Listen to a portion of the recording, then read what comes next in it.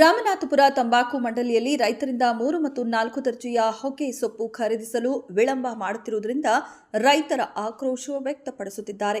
ಈ ವರ್ಷದ ಹೊಗೆ ಸೊಪ್ಪು ಬೆಳೆಯಲು ರೈತರು ಅತಿವೃಷ್ಟಿ ಮಳೆಯನ್ನ ಎದುರಿಸಿ ಕೂಲಿ ವೆಚ್ಚವನ್ನ ಭರಿಸಿ ಕಷ್ಟಪಟ್ಟು ಬೆಳೆದರೂ ನಾವು ಬೆಳೆದ ಬೆಳೆಯನ್ನ ತಂಬಾಕು ಮಂಡಳಿಗೆ ಸಾಗಿಸುವಲ್ಲಿ ರೈತರು ಹೈರಾಣಾಗಿರುತ್ತಾರೆ. ಹೀಗಿದ್ದು ಇಲ್ಲಿನ ತಂಬಾಕು ಮಂಡಳಿಯವರು ಮೊದಲ ದರ್ಜೆ ಮತ್ತು 2ನೇ ದರ್ಜೆ ಹೊಗೆ ಸೊಪ್ಪನ್ನ ಖರೀದಿಸುತ್ತಿದ್ದು 3ನೇ ಮತ್ತು 4ನೇ ದರ್ಜೆಯ ಹೊಗೆ ಸೊಪ್ಪನ್ನ ಖರೀದಿಸದೆ ನಿರ್ಲಕ್ಷಿಸುತ್ತಿರುವುದರಿಂದ ರೈತರ ಆತಂಕಕ್ಕೆ ಕಾರಣವಾಗಿದೆ.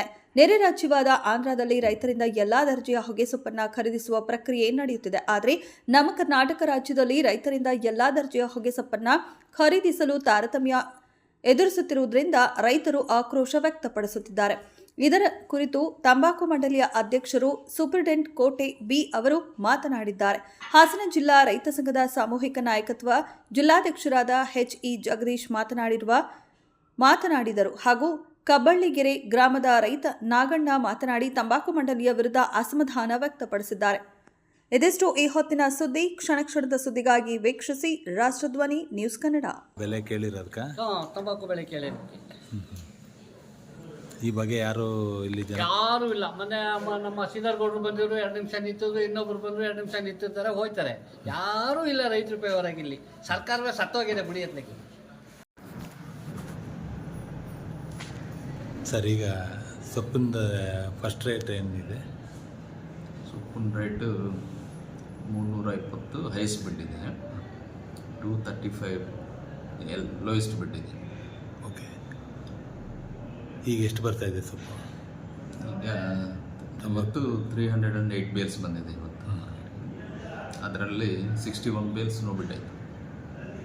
ಮುಂದಿನ ದಿನದಲ್ಲಿ ಏನಾದ್ರು ರೇಟ್ ಜಾಸ್ತಿ ಆಗೋ ಇದೆಯಾ? ಅಂದರೆ ಇದು ಜಾಸ್ತಿ ಆಗೋದು ಇಲ್ಲ ಅನ್ನೋದು ನಾವೇನು ಹೇಳೋಕ್ಕಾಗಲ್ಲ. ಅದು ಮಾರ್ಕೆಟ್ ಡಿಮ್ಯಾಂಡ್ ಆ್ಯಂಡ್ ಸಪ್ಲೈ ಮೇಲೆ ಹೋಗ್ತಾ ಇದೆ. ಅದು ನಾವೇನು ಹೇಳೋಕ್ಕಾಗಲ್ಲ. ಅವೆಲ್ಲ ಅದೇ ಮಾರ್ಕೆಟ್ ಹೆಂಗಿರ್ತದೆ ಅನ್ನೋದು ಹೆಚ್ಚಾಗ್ಬೋದು, ಕಡಿಮೆ ಆಗ್ಬೋದು, ಏನೇನೋ ಆಗ್ಬೋದು. ಸರ್, ತಮ್ಮ ಹೆಸರು? ಕೋಟೇಶ್ವರ. ತಮ್ಮ ಇಲ್ಲಿ ಏನು ಹುದ್ದೆ ಸರ್? ಇಲ್ಲಿ ನಾನು ಈ ಕಡೆ ಆಕ್ಷನ್ ಸೂಪರಿಂಟೆಂಡೆಂಟ್ ಕೆಲಸ ಮಾಡ್ತೇನೆ. ಓಕೆ, ಒಂದು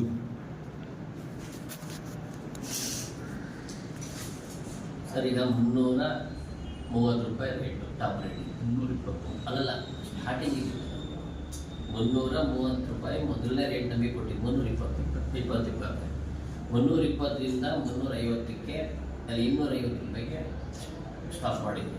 ಲೋ ಗ್ರೇಡ್. ಈ 220 ಇನ್ನೀಗ 220 30ಕ್ಕೆ ಬಂದಿದೆ. ಈಗ ಕಮ್ಮಿ ಆಗಿದೆ, 20 ರೂಪಾಯಿ ಕಮ್ಮಿ ಆಗಿದೆ. 35 235 ಆದ್ರೂ ಕೂಡ 5 ಗ್ರೇಡು, 4ನೇ ಗ್ರೇಡು ಮತ್ತು ಕರ್ಕೋಸರು ತಗತ್ತೆ. ಅದನ್ನು ಲೋ ಗ್ರೇಡ್ ಅಂತ ನೀವು ಪರ್ಚೇಸ್ ಮಾಡಿಸೋ ತಗತ್ತೆ ಇಲ್ಲ. ಈಗ ನೀವು ಹೇಳ್ತಾ ಇರೋದು ಅಂತಂದರೆ, ಈಗ ನಮ್ಮಲ್ಲಿ ಆಂಧ್ರದಲ್ಲಿ ಮಾರ್ಕೆಟು ಅಲ್ಲಿ ಮಾರ್ಕೆಟ್ ನಡೀತಾ ಇದೆ. ಅಲ್ಲಿ ಖಾಲಿ 50 ರೂಪಾಯಿ ರೇಟ್ ಬಂದಿದೆ. ಹಾಗಾಗಿ ಇಲ್ಲಿರೋಂಥದ್ದನ್ನು ನಮಗೆ ತುಂಬ ತೊಂದರೆ ಆಯ್ತೈತೆ. ನಮಗೆ ಪರ್ಚೇಸ್ ಮಾಡ್ತಾ ಇಲ್ಲ ಇಲ್ಲಿ ಬಂದಿರೋಂಥದ್ದು. ನೀವು ನಿಮ್ಮ ಮಾಹಿತಿ ಹೇಳ್ತೀವಿ. ಈ ಮುಂದಿನ ದಿನಗಳಲ್ಲಿ ನಾವು ಯಾವ ಟೈಪ್ ಮಾಡಬೇಕು? ಈಗ ನಾವು ಖಾಲಿ 50 ರೂಪಾಯಿಗೆ ಮಾರೋಂಥ ಪರಿಸ್ಥಿತಿ ಬರುತ್ತಾ, ಇಲ್ಲ 300 ರೂಪಾಯಿಗೆ ಮಾರೋಂಥ ಪರಿಸ್ಥಿತಿ ಬರುತ್ತಾ? ಅವ್ರು ಏನು ಹೇಳ್ತಾ ಇದ್ದಾರೆ ಅಂದರೆ, ಕಂಪ್ನಿಯಲ್ಲಿ ಮೀಟಿಂಗ್ ಆಯ್ತು. ಡೈರೆಕ್ಟರ್ ಆಫೀಸ್ ಬೆಂಗಳೂರಿನಿಂದ ಮೈಸೂರು ಬಂದಿದ್ದಾರೆ. ಆರ್ಮ್ ಆಫೀಸರ್ ಮೀಟಿಂಗ್ ನಡೆಯೋದು. ಅವ್ರು ಏನು ಹೇಳ್ತಾ ಇದ್ದಾರೆ, ಲೋ ರೇಟ್ಗೆ ಸ್ವಲ್ಪ ಕಮ್ಮಿ ಅಂದರೆ ಎಷ್ಟಾಗ್ಬೋದು? ಖಾಲಿ 50 ರೂಪಾಯಿ ಆಗಬೇಕಾ?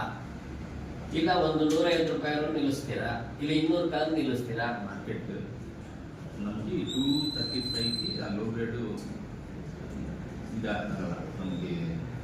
ಈಗ ನಮ್ಮಲ್ಲಿ ಒಂದು 15 ಕ್ವಿಂಟಲ್ ಹೊಗೆ ಬೆಳೆದಿದ್ದೀವಿ. ಒಂದು ಸಿಂಗಲ್ ಬ್ಯಾರಲ್ 15ರಿಂದ 18, 20 ಬರುತ್ತೆ. 18 ಕ್ವಿಂಟಲ್ ಬರುತ್ತೆ ಅಂದಾಗ ಅದರಲ್ಲಿ ಒಂದು 8 ಕ್ವಿಂಟಲು ಒಳ್ಳೆ ಗ್ರೇಡ್ ಇದೆ.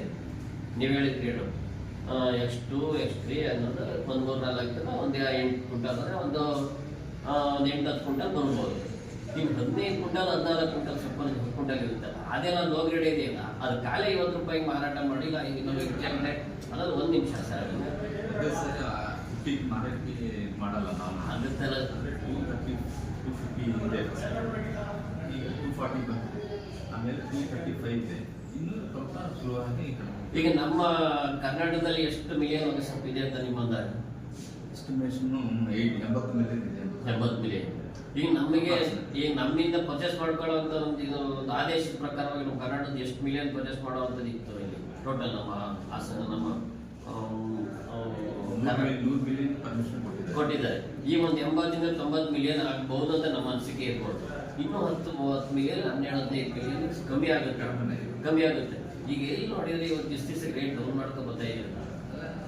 ಒಂದು ಉದಾಹರಣೆ ನಾನು ಯಾಕೆ ಇದಕ್ಕೆ ಇದು ಸಂಬಂಧಪಟ್ಟ ದೊಡ್ಡ ಅಧಿಕಾರಿಗಳು, ಇದಕ್ಕೆ ಸಂಬಂಧಪಟ್ಟಂತ ನಮ್ಮ ವಾಣಿಜ್ಯ ಮಂತ್ರಿಗಳು, ಈ ನಮ್ಮ ರಾಜ್ಯದ ಮುಖ್ಯಮಂತ್ರಿಗಳು, ಇವ್ರು ಯಾಕೆ ಇದಕ್ಕೆ ನಮ್ಮ ರೈತರು ಮಾಡಿರೋಂಥ ಇದಕ್ಕೆ ಗಮನಿಸ್ತಾ ಇಲ್ಲ ಅನ್ನೋ ಪ್ರಶ್ನೆ ನಮ್ದು. ಯಾವ್ದ ಮೇಲೆ ನಮ್ಗೆ ಆಕ್ರೋಶ ಇದೆ, ಬೇಜಾರ ಇದೆ. ನಿಮ್ಮೆಲ್ಲ ಬೇಜಾರ ಮಾಡ್ಕೊಂಡ್ರೆ ಪ್ರಯೋಜನ ಅಕ್ಷಯ ಸೂಪರ್ಡೆಂಟು 637 ಅಲ್ಲಿ ಇದ್ದೀರಿ, ಬಂತೀರಿ, ನಿಮ್ಮ ಕೆಲಸ ನೀವು ಮಾಡ್ತೀರಿ ಪಾಪ ಅಷ್ಟೇ. ನೀವು ನಾವು ಹೇಳಿದ್ವು ಅಂತೀರಿ, ಅವ್ರು ಹೇಳಿದ್ವು ಅಂತಾರೆ. ನೀವು ಇಟ್ಕೊತೀರಿ. ನಾನು ನೋಡ್ತಾ ಇದ್ದೀನಿ, ಒಂದು ಬೇಲ್ನ ಇದನ್ನ ಪರ್ಚೇಸ್ ಮಾಡಲಿಕ್ಕೆ ಒಂದು 3-5 ನಿಮಿಷ ನಿಲ್ತೀರಿ. ನಾನು ನೋಡ್ತಾ ಇದ್ದೀನಿ. ಬಂದು ನೀವು ಅದರ ಸಿಗ್ತೀರ, ನಿಮ್ಮ ಕೈಲ ಜಗಳ ಮಾಡೋದಲ್ಲ. ನಾವು ಆಡ್ಬೇಕು, ಕೇಳಬೇಕು.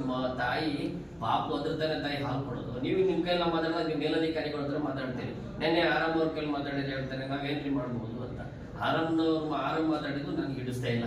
ಕರೆಕ್ಟಾಗಿ ಕೂತ್ಕೊಂಡು ಬಂದು ನಮ್ಮ ರೈತರನ್ನ ಸಮಸ್ಯೆ ಏನು ಅಂತೇಳಿ ಆರಾಮು ಚೇರ್ಮನ್ ಡೈರೆಕ್ಟರ್ ಏನಿದ್ದಾರೆ ಸಂಸದರು ಸೇರಿ ಇದಕ್ಕೆ ಬಂದು ನಮ್ಮ ತಾಲೂಕು ಶಾಸಕರಾಗಿರ್ಬೋದು ಕೂತ್ಕೊಂಡು ನಮ್ಮ ರೈತರನ್ನ ಕರೆಸಿ ಒಂದ್ ಕಡೆ ಹೊಗೆ ಸೊಪ್ಪು ಮುಂದಿನ ಇದ್ರಲ್ಲಿ ಹೊಗೆ ಸೊಪ್ಪು ಬೆಳಿಬಾರ್ದ. ಈಗಾಗಲೇ ರೈತರು ಸಾಮಾನ್ಯವಾಗಿ ಇದಕ್ಕೆ ಸಾಲ ತಗೊಂಡಿರೋಂಥ ಸಾಲನ ಕಟ್ಲಿಕ್ಕಾಗದೇ ಒಂದು ಬ್ಯಾಂಕ್ ಹರಾಜಾಗ್ತಾ ಮಾಡ್ತಾ ಇದ್ದಾರೆ. ನಮ್ಮ ಆಸ್ತಿನ ಮುಟ್ಗೋಲ್ ಹಾಕೋತಾ ಇದ್ದಾರೆ. ನಾವ್ ಏನ್ ಮಾಡಿದೀವಿ ಅಂದ್ರೆ ಮುಕ್ಕಾಲು ಭಾಗವಾಗಿ ನಮ್ಮ ಹಾಸನ ಜಿಲ್ಲೆಯಲ್ಲಿ, ಮೈಸೂರು ಜಿಲ್ಲೆಯಲ್ಲಿ ಈ ಹೊಗೆ ಸೊಪ್ಪನ್ನೇ ನಂಬ್ಕೊಂಡು ನಾವು ಬೆಳೀತಾ ಇದ್ದೀವಿ. ಇದನ್ನ ಬಂದು ನಾವೇನ್ ಮಾಡಿದೀವಿ, ಸಾಲ ತಗೋತೀವಿ, ಬ್ಯಾಂಕ್ ಕೊಡ್ತಾರೆ. ಆ ಸಾಲ ತೀರ್ಸಕ್ ಆಯ್ತಾ ಇಲ್ಲ. ಬ್ಯಾಂಕ್ನವರು ನೋಟಿಸ್ ಕಳಿಸ್ತಾರೆ. 1 ಲಕ್ಷ ತಗೊಂಡಿದ್ರೆ 30 ಲಕ್ಷ, 1 ಲಕ್ಷಕ್ಕೆ 10 ಲಕ್ಷ, 15 ಲಕ್ಷ ಹಾಕಿದ್ದಾರೆ. 30 ಲಕ್ಷವರೆಗೂ ಮಾಡಿದ್ದಾರೆ. ಈಗ ನಾವು ಇದು ಮಾಡಕ್ಕೆ ಕಾವೇರಿ ಗ್ರಾಮೀಣ ಬ್ಯಾಂಕ್ನವ್ರು ಹೇಳ್ತಾರೆ ತಗೊಂಡಿರೋದು 3 ಲಕ್ಷ, ಅದಕ್ಕೆ 21 ಲಕ್ಷ ರೂಪಾಯಿ ಹಾಕಿದ್ದಾರೆ. ಅದಿವತ್ತು ಕೋರ್ಟ್ಗೆ ಹಾಕಿದ್ದಾರೆ. ಪರಿಸ್ಥಿತಿ ಮಟ್ಟಾಗಿದೆ. ರೈತರು ಆತ್ಮಹತ್ಯೆ ದಾರಿ ಹಿಡಿತಾ ಇದ್ದಾರೆ ಅಂತ ಆಗಬಾರ್ದು. ಈಗ ನಮ್ಮ ತಾಲೂಕಿನ ಶಾಸಕರಾಗಿರ್ಬೋದು, ನಮ್ಮ ತಾಲೂಕಿನ ನಮ್ಮ ಜಿಲ್ಲೆಯ ಸಂಸದರಾಗಿರ್ಬೋದು, ಈ ಸಂಬಂಧಪಟ್ಟ ಇಲಾಖೆಯ ಎಲ್ಲ ದೊಡ್ಡ ಅಧಿಕಾರಿಗಳಾಗಿರ್ಬೋದು ಬಂದು ನಮ್ಮ ರೈತರನ್ನ ಉಳಿಸ್ಬೇಕು. ರೈತರಿಂದ ದೇಶ. ಯಾರೋ ಒಬ್ಬ ತಮ್ಮ ಮಾಡ್ಬೋದು, ಮಾಡಿಲ್ಲ ಅಂತ ನಾನು ಹೇಳಕ್ಕಾಗಲ್ಲ, ಅದು ಬೇರೆ ಮಾಡಿರ್ಬೋದು. ಅದಕ್ಕೆ ಕೂತ್ಕೊಂಡು ಸ್ವಲ್ಪ ನಮ್ಮ ರೈತರ ಬಗ್ಗೆಯಾಗಿ ರಾಜ್ಯ ಸರ್ಕಾರ ಮತ್ತೆ ಕೇಂದ್ರ ಸರ್ಕಾರ ಇದಕ್ಕೆ ವಹಿಸ್ಕೊಂಡು ಮೋದಿಜಿಯವ್ರದ್ದು ಇದೆ ಪಾತ್ರ, ನಮ್ಮ ರಾಜ್ಯದ ಮುಖ್ಯಮಂತ್ರಿದು ಇದೆ, ನಮ್ಮ ರಾಜ್ಯದಿಂದ ಹೋಗಿರುವಂತ ನಮ್ಮ ಸಂಸದರಾಗಿರುವಂತ ಇವ್ರದ್ದು ನಮ್ಮ ವಿರೋಧ ಪಕ್ಷದಲ್ಲಿರೋ ಕುಮಾರಸ್ವಾಮಿ ಅವ್ರದ್ದು ಇದೆ. ಇವರೆಲ್ಲರೂ ಸಹ ಕೂತ್ಕೊಂಡು ನಮ್ಮ ರೈತರ ಸಮಸ್ಯೆ ಬಗೆಹರಿಸಬೇಕು ಅಂತ ಎಲ್ಲರಿಗೂ ನಾವು ಒಂದು ಮನಗಂಡನೆ ಮಾಡ್ತಾ ಇದ್ವಿ. ಅವ್ರು ಒಳ್ಳೇದಾಗ್ಲಿ, ನಮ್ಮ ರೈತರು ಒಳ್ಳೇದಾಗ್ಲಿ ಅಂತ ನಾವು ಒಂದು ಆಗ್ರಹ ಮಾಡ್ತಾ ಇದ್ವಿ.